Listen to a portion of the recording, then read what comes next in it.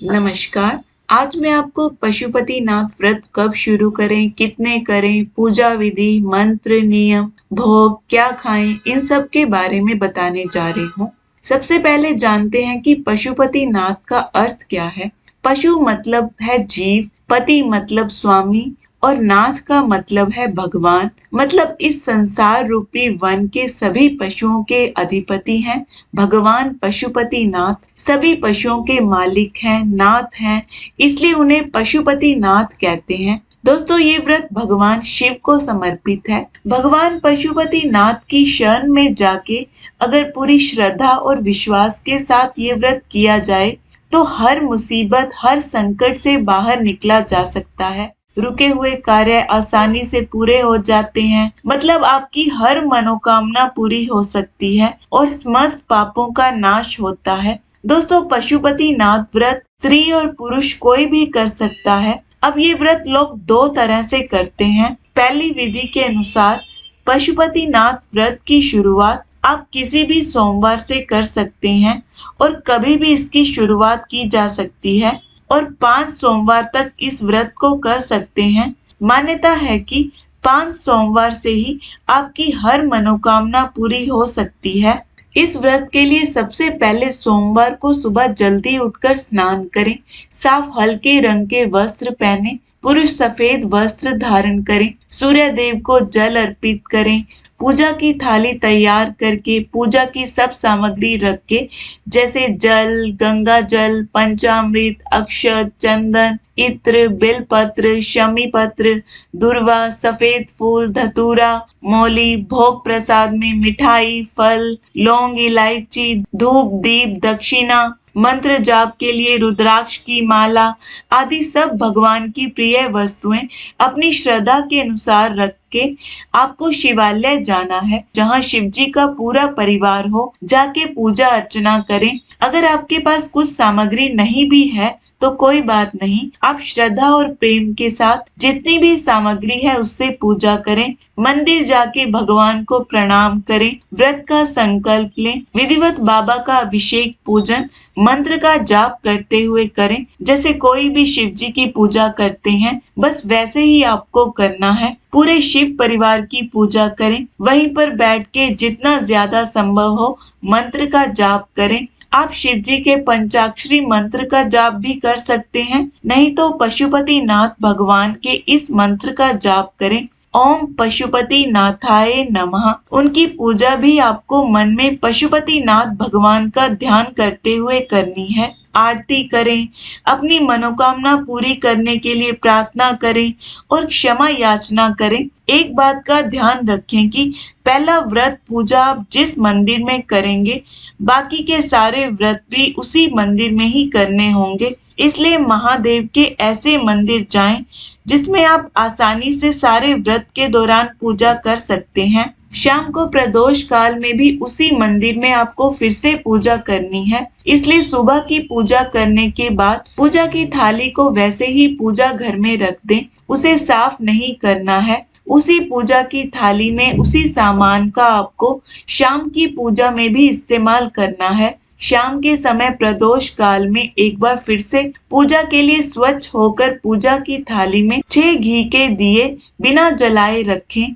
साथ में कुछ मीठा प्रसाद बना के रख लें, जैसे आटे का चूरमा, हलवा या खीर, कुछ भी ले सकते हैं। साथ में पेपर प्लेट या पत्तल अलग से रख लें। प्रदोष काल में उसी मंदिर में जाकर भोलेनाथ का, पशुपतिनाथ का सच्चे मन से पूजन अर्चन करें। अब जो मीठा प्रसाद बनाया है उसके 3 हिस्से मंदिर में ही महादेव के सामने करें। जो अलग से कटोरी ली है उसमें कर लें और जो 6 दिए आप लेके आए हैं उन 6 दियों में से 5 दिए महादेव के सामने जला दें और मन ही मन अपनी इच्छा, आपकी जो परेशानी है वो भगवान को बताएं, उससे बाहर निकलने की प्रार्थना करें और भगवान से अपनी पूजा स्वीकार करने की विनती करें। प्रसाद के 2 भाग वहीं महादेव के पास अर्पित कर दें और तीसरा भाग प्रसाद का और एक दिया अपने साथ ले आएं। एक बात का ध्यान रखें कि आपको उतना ही प्रसाद बनाना है जितना आप मंदिर लेके जाएं। अब घर आकर अंदर आने से पहले घर की तरफ मुख करके दाएं हाथ यानी सीधे हाथ पर उस दिए को जला दें और वहीं छोड़ दें। दीपक जलाने के बाद अपनी मनोकामना भोलेनाथ से जरूर कहें और फिर घर में प्रवेश करें। दोस्तों, दिन में आप फलाहार जैसे दूध, दूध से बनी चीजें, फल, जूस, मेवे आदि ले सकते हैं। शाम को आपको घर आने के बाद आप जो एक हिस्सा प्रसाद का लाए हैं, पहले वो खाना है, फिर आप मीठा भोजन ले सकते हैं। ये प्रसाद आपको किसी के साथ बांटना नहीं, या फिर आप चाहें तो सिर्फ प्रसाद खाकर अगर रहना चाहते हैं तो ये भी कर सकते हैं।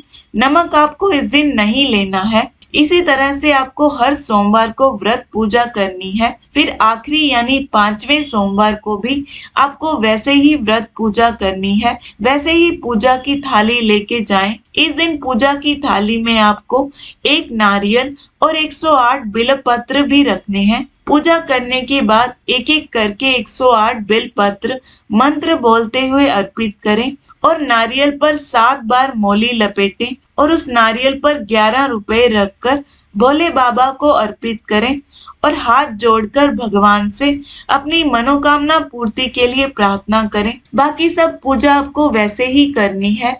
6 दियों में से 5 दिए भोलेनाथ के पास जलाएं, एक दीपक घर के मुख्य द्वार पर और प्रसाद के 2 हिस्से वैसे ही जैसे रोज करेंगे बाबा को अर्पित करें। एक हिस्सा आपको लेना है और साथ ही 5वें सोमवार को मंदिर जाएं तो कुछ दान सामग्री भी लेके जाएं।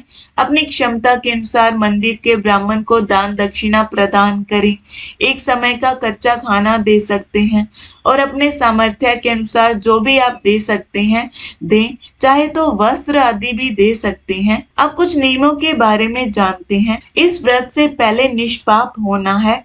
मन, वचन, कर्म से किसी का गलत नहीं करना है, ना ही गलत सोचना है। समर्पित भाव से पशुपतिनाथ भगवान की शरण में जाना है। उनसे प्रार्थना करनी है कि हे प्रभु, जाने अनजाने में हमसे कोई गलती हुई हो तो हमें क्षमा करें। हमारी गलती हम दोबारा नहीं करेंगे। हम पे कृपा करें और जीवन की इस मुश्किल घड़ी से बाहर निकालो। काम, क्रोध, लोभ, मोह, अहंकार का त्याग करें। ब्रह्मचर्य का पालन करें।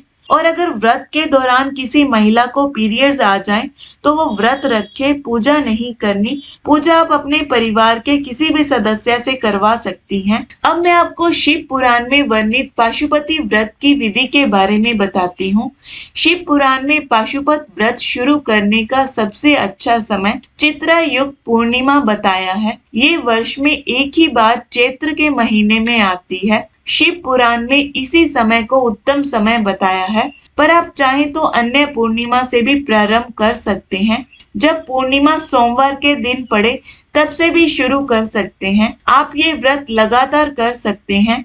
ये कई महीनों या कई साल तक भी कर सकते हैं। व्रत कितने समय के लिए करें, इसके लिए बताया है कि जब तक शरीर गिर ना जाए, मतलब इसका अंत ना हो जाए, तब तक के लिए, या फिर 12, 6 या 3 सालों के लिए, या 12, 6, 3 या 1 महीने के लिए, या फिर 12, 6, 3 या 1 दिन के लिए कर सकते हैं। अनुष्ठान के रूप में ये व्रत कर सकते हैं। कई सालों के लिए तो ये व्रत करना मुश्किल है। ये व्रत अगर 1 दिन के लिए करते हैं तो पूर्णिमा के दिन करें। 3 दिन के लिए करते हैं तो पूर्णिमा से 2 दिन पहले यानी त्रयोदशी को प्रारंभ करें और पूर्णिमा के दिन पूजन के बाद समाप्त करें।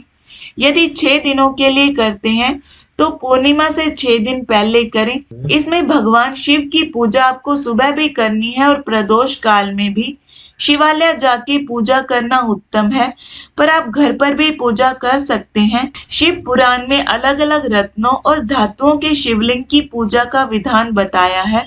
सोना, चांदी, तांबे, पत्थर या मिट्टी का शिवलिंग बना के भी उसकी पूजा कर सकते हैं। भगवान शिव की प्रिय वस्तुओं से पूजन करना है, जैसे मैंने पहले ही बताया है आपको।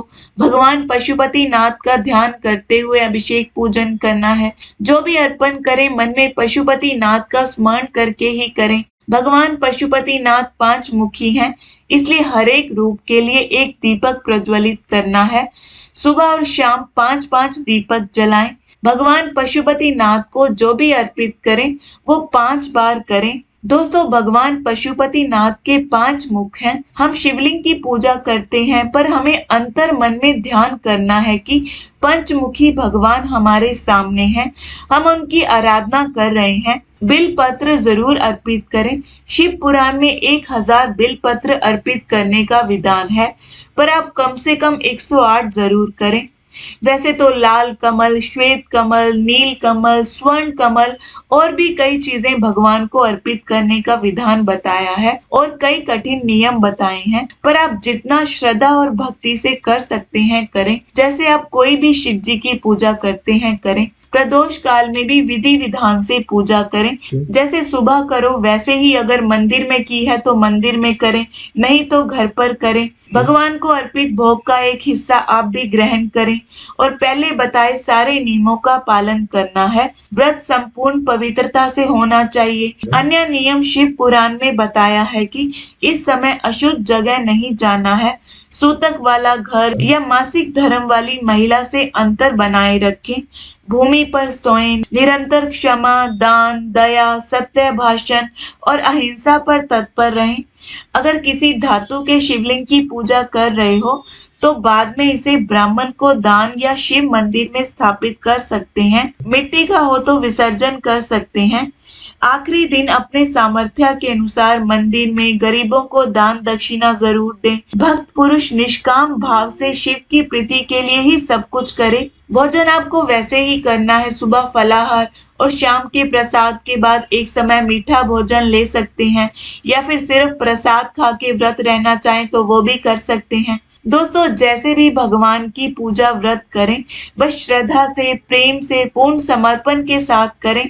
आपको आपकी पूजा का फल जरूर मिलेगा। आशा करती हूँ ये वीडियो आपको अच्छा लगा होगा। धन्यवाद।